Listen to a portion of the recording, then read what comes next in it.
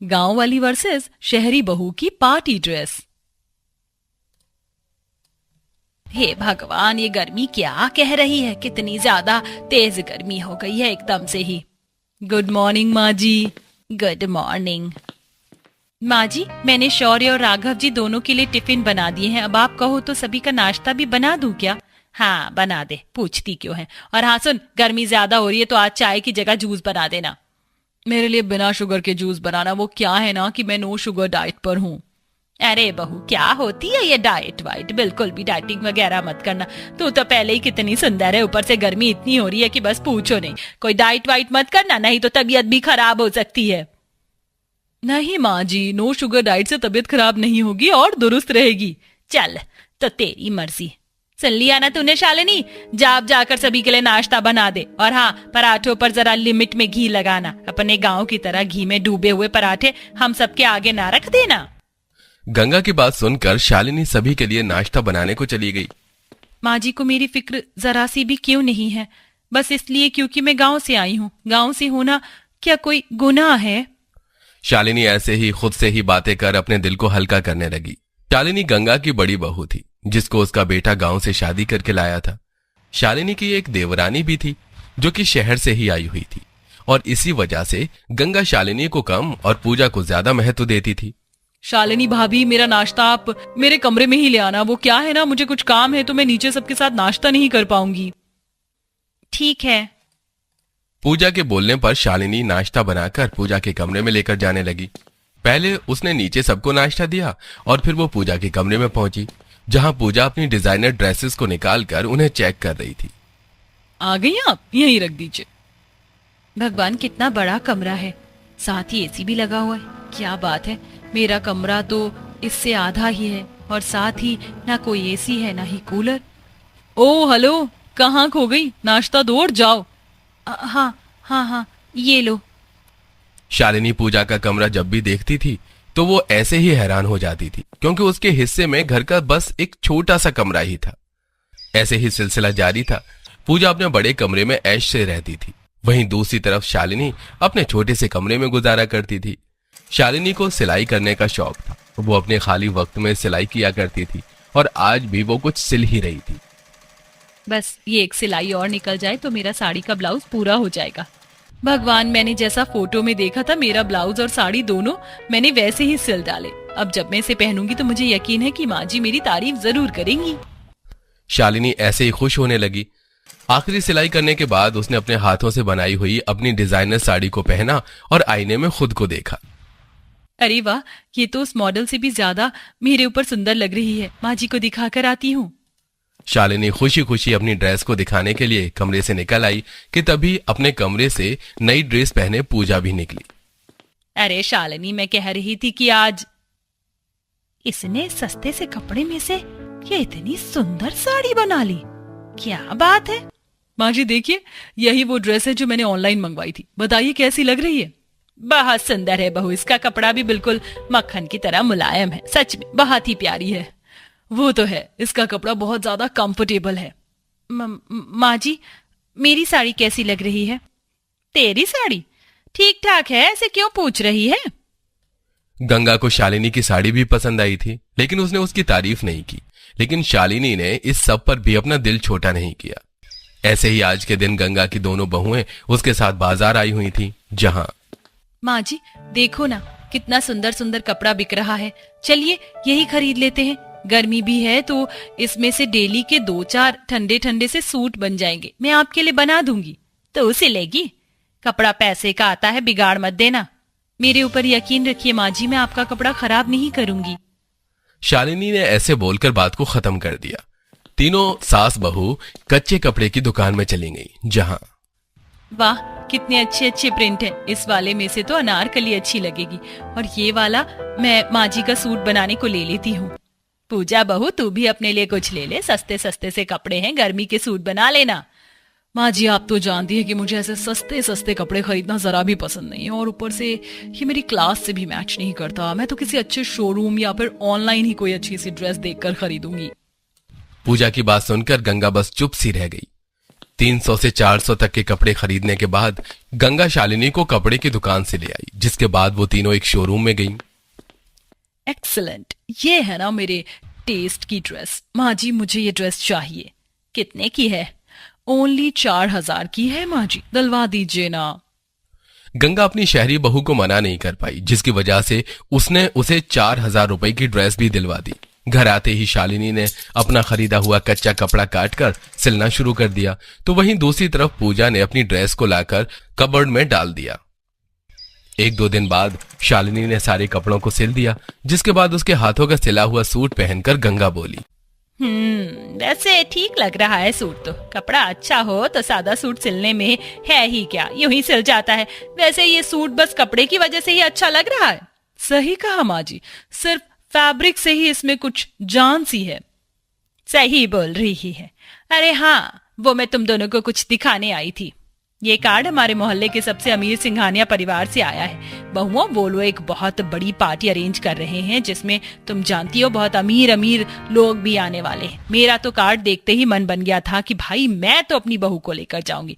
तुम दोनों तैयारी कर लेना, 2 दिन बाद चलेंगे। और हाँ, कपड़े वगैरह जितने ज्यादा अच्छे हो सके उतने अच्छे पहनना। गंगा की बात सुनकर दोनों बहुएं अपने लिए कपड़ों के बारे में सोचने लगी। एक तरफ पूजा थी, जो कि मोबाइल पर ऑनलाइन कपड़े सर्च करने लगी। कौन सा ड्रेस लूं? मैं चाहती हूँ कि पार्टी की सारी स्पॉटलाइट मेरे ही ऊपर हो, लेकिन मेरी मर्जी का कुछ मिल भी नहीं रहा है। ये 50,000 वाली ड्रेस भी कुछ खास नहीं लग रही है, अब क्या करूं?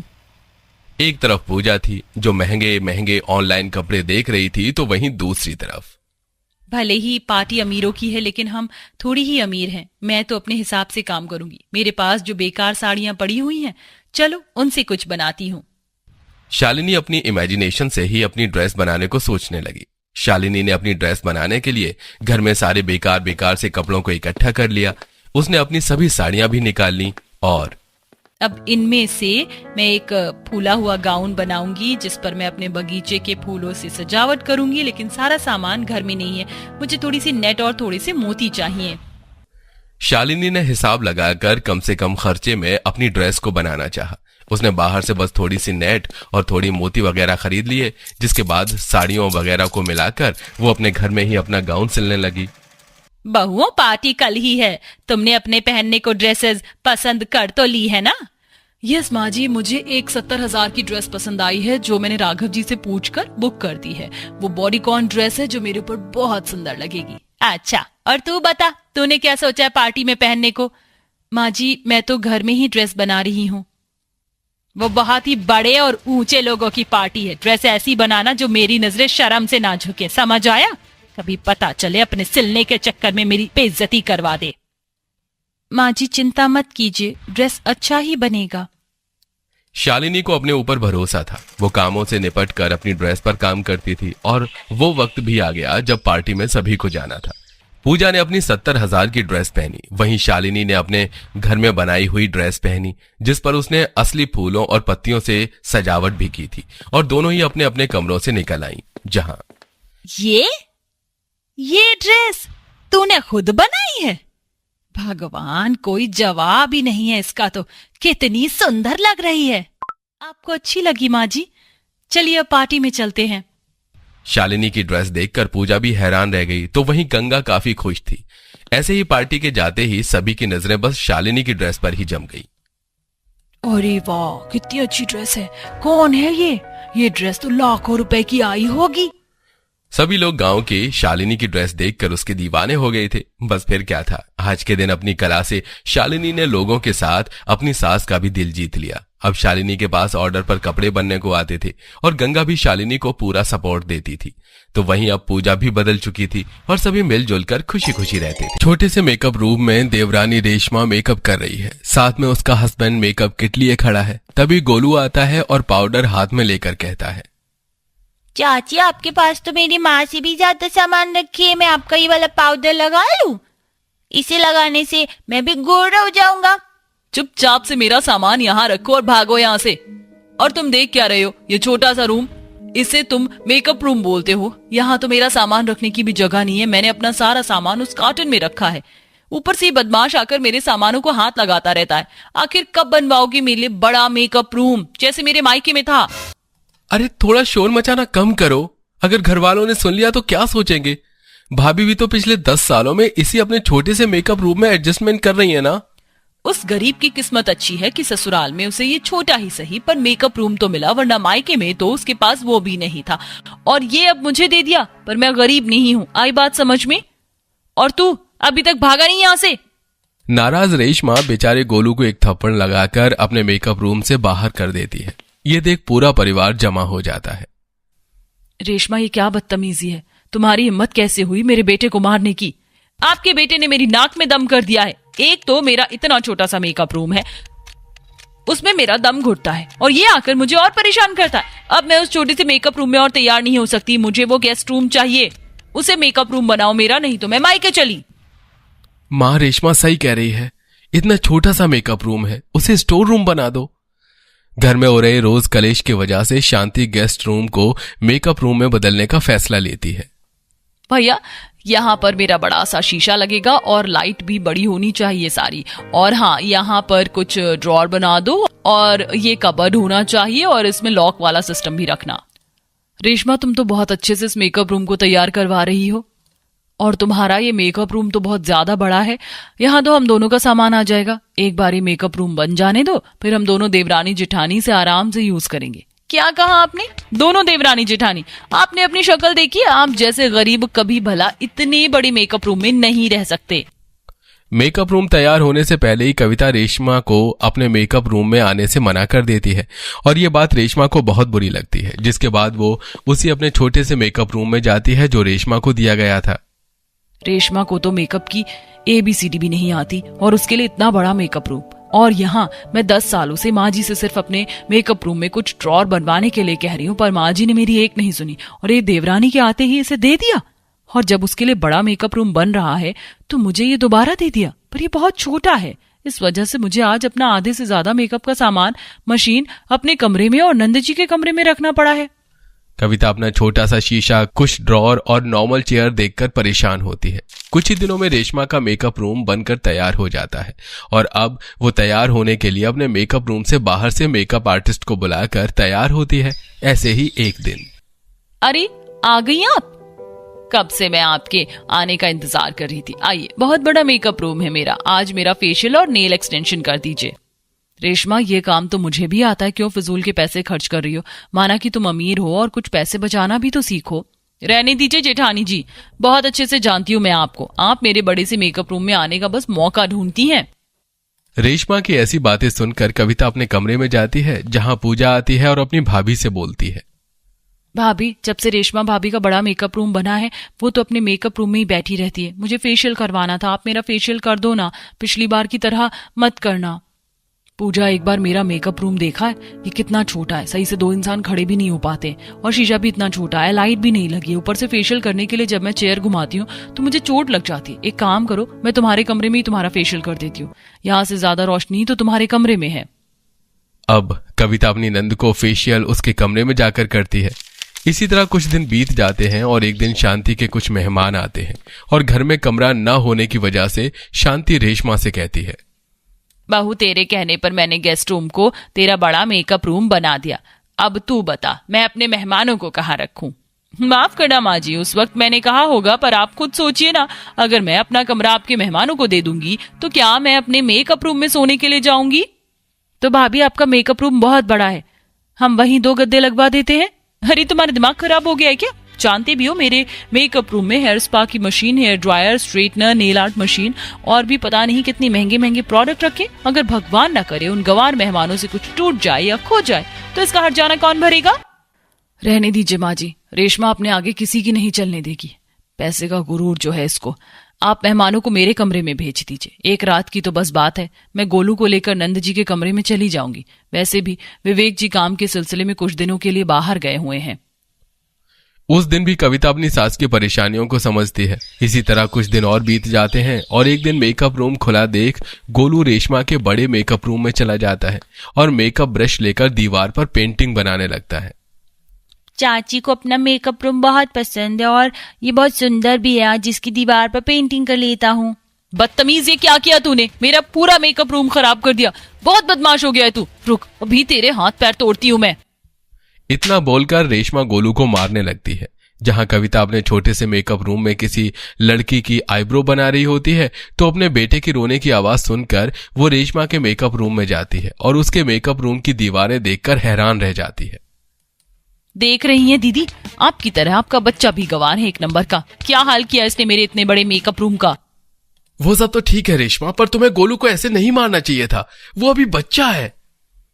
अगर इस बच्चे को आज नहीं मारती ना तो आज उसने दीवार खराब करी है, कल को ये मेरा पूरा मेकअप रूम खराब कर देता। लाखों रुपए लगाए हैं मैंने इस मेकअप रूम में। इसकी माँ की तरह नहीं जो 10,000 में छोटा सा मेकअप रूम बनाकर बैठ गई और आज पड़ोस के लोगों का मेकअप करके दिन के 100 रुपए कमा रही हैं। बस बहुत हो गया रेशमा, मैं अपने दम पर कुछ पैसे कमा पाती हूँ, तुम्हें तो कुछ आता भी नहीं है और बाहर की आर्टिस्ट को बुलाकर अपने बड़े से मेकअप रूम में तैयार होती हो। और गोलू तू खबरदार, अगर अब से इस मेकअप रूम में तूने कदम भी रखा। मेकअप रूम को लेकर दोनों देवरानी जेठानी में तकरार हो जाती है। इसी तरह कुछ दिन बीत जाते हैं और वो दोनों एक दूसरे से बात करनी बंद कर देती हैं। ऐसे ही एक दिन, बहू रात को हमें पार्टी में जाना है तो तुम सब टाइम पर अच्छे से तैयार हो जाना।